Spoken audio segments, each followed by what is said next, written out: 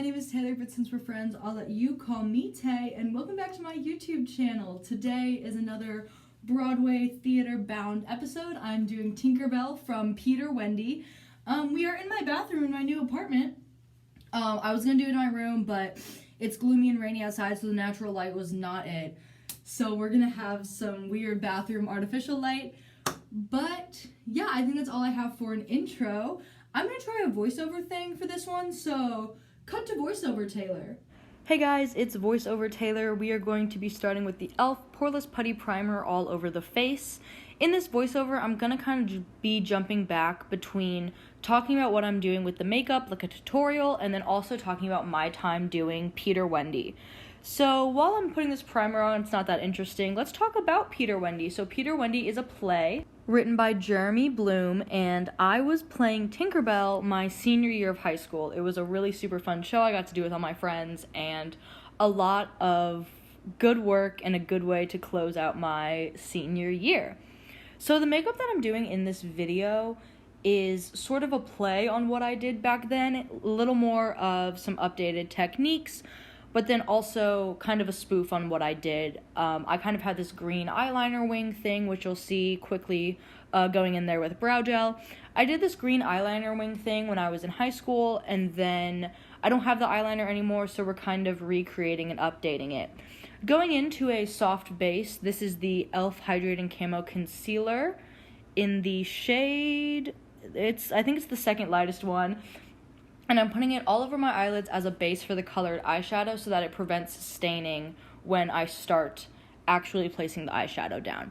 So we're going to do kind of like a green wing with some sparkles, just kind of get a heads up of where we're going as I jump into Peter Wendy as a play. So Peter Wendy is not your traditional Peter Pan story. It is told more poetically, I think, in the little descriptor that Jeremy Bloom wrote that I, in fact, did read over the announcements to kind of promote the show. Real quick, setting that concealer with some pressed powder foundation. Yeah, I think that Jeremy Bloom described it as a lyrically written show, which I think is a great way to describe it. It is very artistic, it is very kind of heady, philosophical. It's a really, really beautiful show and a very artistic take on a story that we all know and love. And something about the show is that the set is very minimal, the costumes are very dynamic. You know, it's written in the play that we aren't in costumes, but everyone is in pajamas. Real quick tutorial jump back, I'm going to use tape to outline my wings, and you can see as I am taking some of the sticky off of the tape on my hand, that keeps it nice and safe around the delicate skin around my eyes. But yeah, so we were all in pajamas for this play. You know, like I had wings, but that was really the only actual costume piece I had to set me apart from, you know, the non-fairy characters as Tinkerbelle. And we were in pajamas and we were in tennis shoes, and it was all very laid back. It was supposed to feel like a bedtime story, and it was just a really creative take on Peter Pan and something that I haven't seen since, I haven't done since, and I think it was a really fresh take on a story that we all know. Going in with the Morphe X Abby Roberts palette, I'm dipping into that medium green shade and just kind of starting to sketch the wing, but also put it all over my lid and into my crease. Something else about Peter Wendy that I really liked is the tenacity and strength of Tinkerbelle. You know, Tinkerbelle is that kind of sassy sidekick that's in love with Peter Pan and jealous of Wendy, you know, in the traditional Disney film. But this Tinkerbelle was all of that. She had that sass, that attitude. I actually got to say, I got to cuss on my private high school stage, which was a lot of fun. I got to say, like, you silly ass, like, probably 7 times throughout the show. And it was a lot of fun. But, you know, she was bold, she was kind, she was loving, she was caring, she was funny and spunky, but she, at the end of the day, was still very caring. The scene that I most remember is when there is a bottle of poison that Captain Hook created to poison Peter Pan. Jumping real quick, taking that darkest green and really sharpening up that wing, defining that line. But yeah, our Captain Hook kind of made this poison, and I like grabbed it out of Peter Pan's hands and drank it myself. And that was kind of a moment where, yeah, Tinkerbelle is funny and spunky and silly, but she's also willing to do everything she wants, everything that she can, to protect the people that she loves. This is an important part of the tutorial. I have connected the tops of my wings into kind of like a half crease moment. This is a major callback to the actual makeup that I did for this role in high school. I kind of had like a neutral eye and then a green eyeliner half crease wing like you see here. So this is a really big callback to what I did in school. I think I had like a NYX green pencil liner, but by the time I made this video, it was gross and expired and had long been thrown away. So this is a big callback to the makeup that I did in high school. Like I mentioned earlier, this play really felt like a bedtime story, like it was being told in the past tense. You know, the whole thing starts off with Wendy kind of flashing back and we're kind of having this narration moment. And the best part about that was that we really got to lean into the bedtime story and, like I said earlier, wear pajamas. That was a really fun time when we all got to pick out our pajamas. My pajamas had stars on them and they were like long sleeves and shorts, and I was the only one in shorts, and that really also, I think, separated me from the other human characters as kind of this mystical fairy character. And that's kind of something that I really stuck to, was how do I, as a fairy, as someone who can fly with all this personality and attitude, how do I find my way in this mystical world with good guys and bad guys and all these human friends and these human children, especially Wendy, that we are kind of adopting into our world.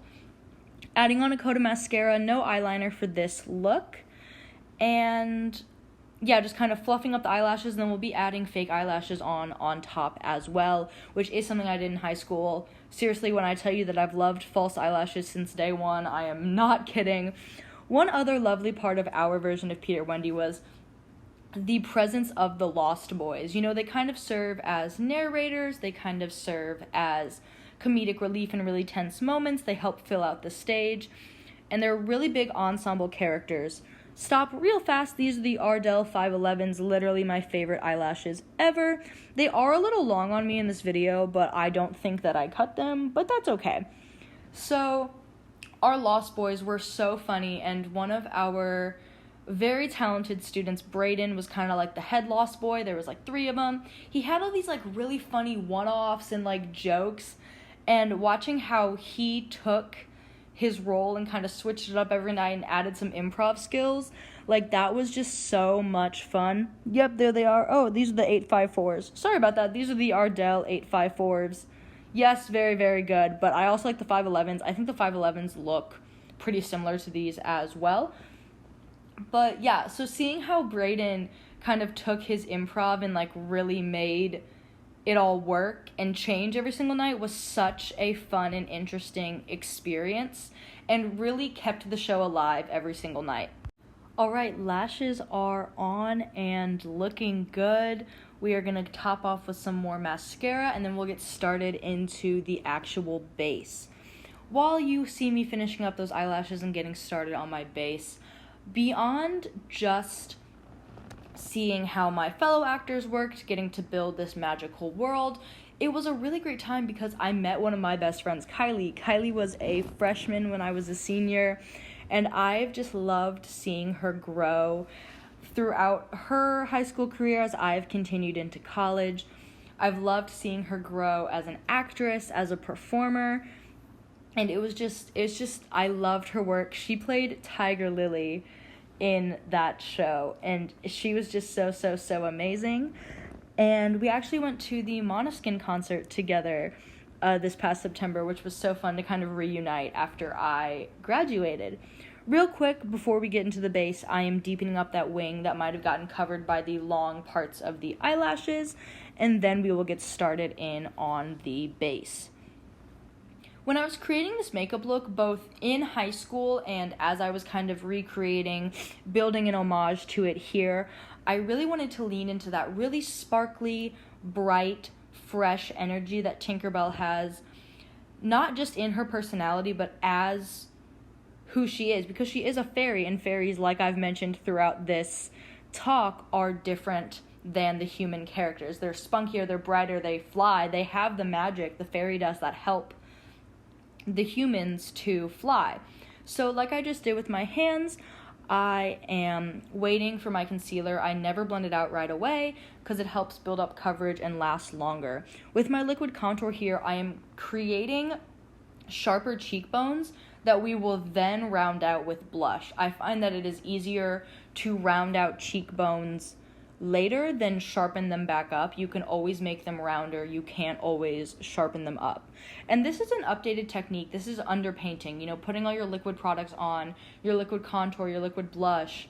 If I had a liquid highlight, I would put it on here, under your foundation for a more flawless base. This is not something that I had done in high school, but it is a technique that I use now and love to shout it out while I'm doing my makeup.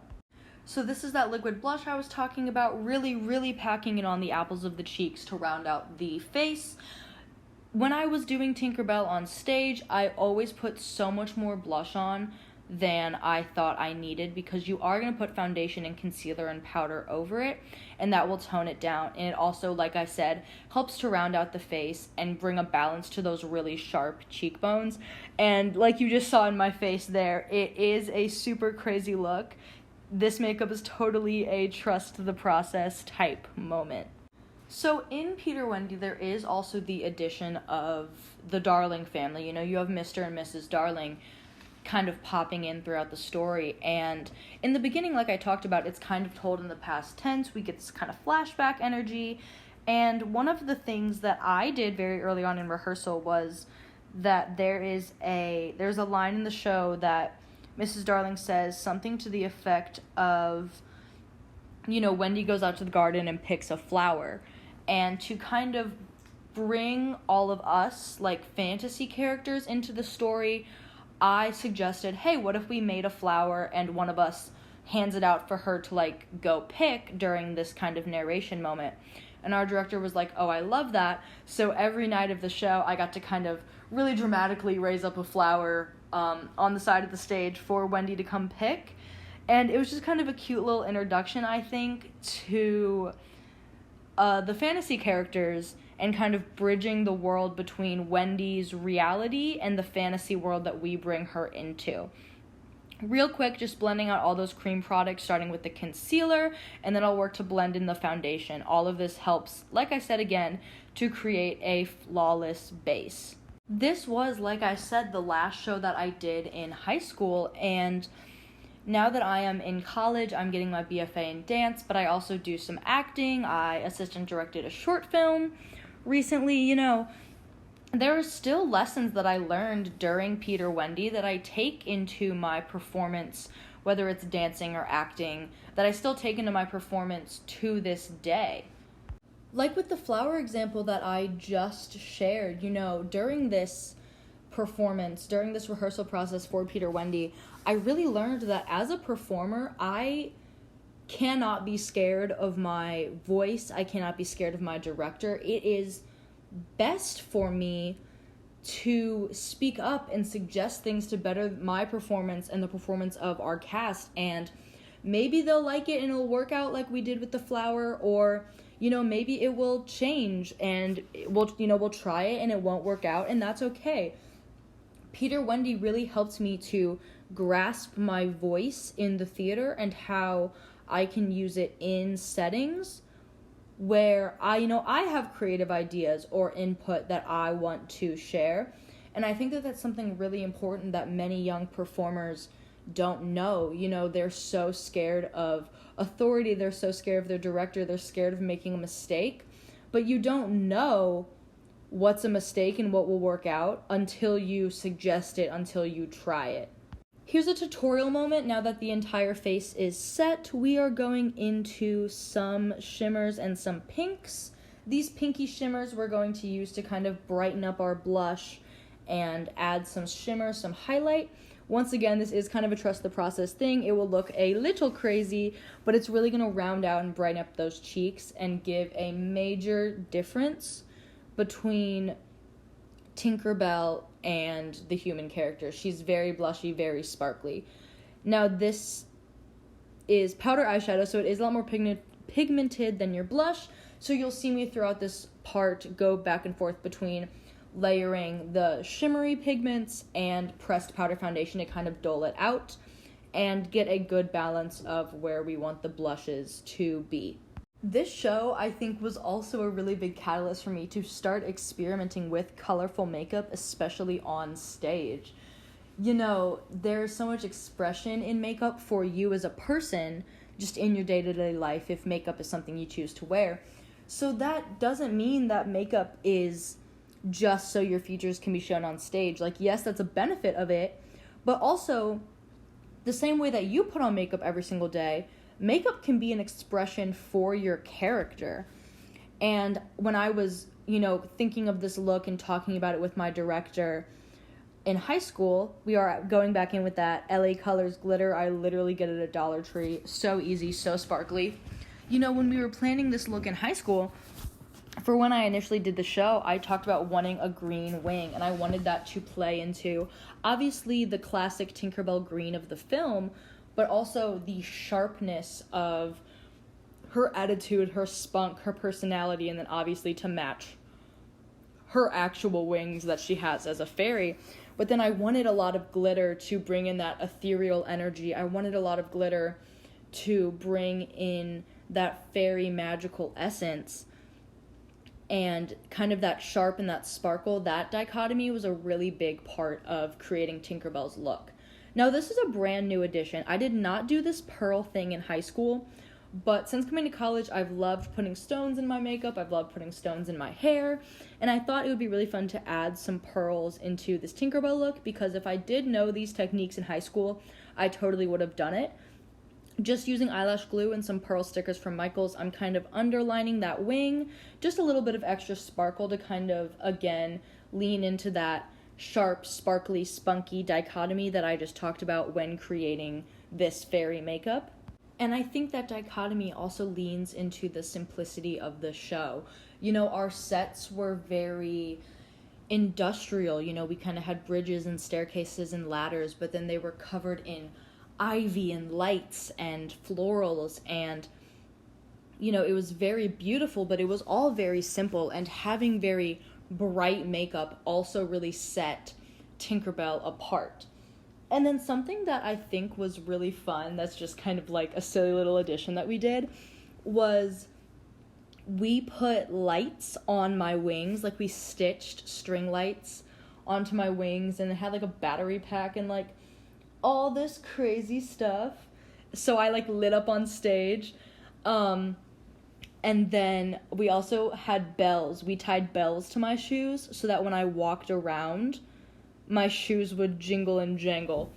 So like you just saw, I added some of that liquid blush back to my lips. The liquid blush that I'm using is by Relove Beauty, and it actually is made to use as a lipstick and as a blush. You can kind of go back and forth. I do remember matching my lipstick in the show to my blush, and it was just kind of like a neutral pink. Starting in on the Tinkerbelle hair, this is very, very, very similar, if not exactly what I did in high school. I was looking at some pictures and tried my best to kind of match it. We did a really messy high bun. So high bun, obviously, to tie back into Tinkerbell's traditional hairstyle, but messy because, we are slept in. This is a show where we're all in pajamas, we're comfy and cozy. None of us tried too hard. Like, we woke up like this type energy. So we're tying that hair into a messy bun, pinning it down, super simple. I want to leave you guys with a final Peter Wendy story. One of the nights, my wings got stuck in a piece of the set, and I felt it as it was going on, but you have to keep going and you have to keep doing your lines like nothing's different. And this is kind of a moment where the crew and the cast are really working together.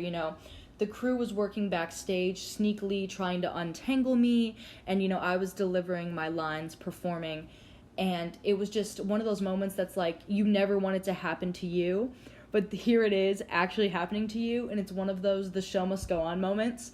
So next time you have a flub on stage that the crew has to help you with backstage, thank your crewmates, thank your cast for, you know, keeping their cool. Make sure to keep your cool because you are really the only person that you can control on stage. And if you can't tell by my face here, I loved this look. And this is the finished Tinkerbelle look. I do not have my pajamas, but this is the shirt that reminded me most of a fairy. So I thought I would throw it on for the end of this video. And this is the final Tinkerbelle look. Thank you so much for coming along and watching me do this makeup, inspired by my time in Peter Wendy and hearing some little stories about my time in high school theater. I'm so happy you enjoyed this video. Keep an eye out on the socials for more videos, and I cannot wait to see you in the next one. Mwah.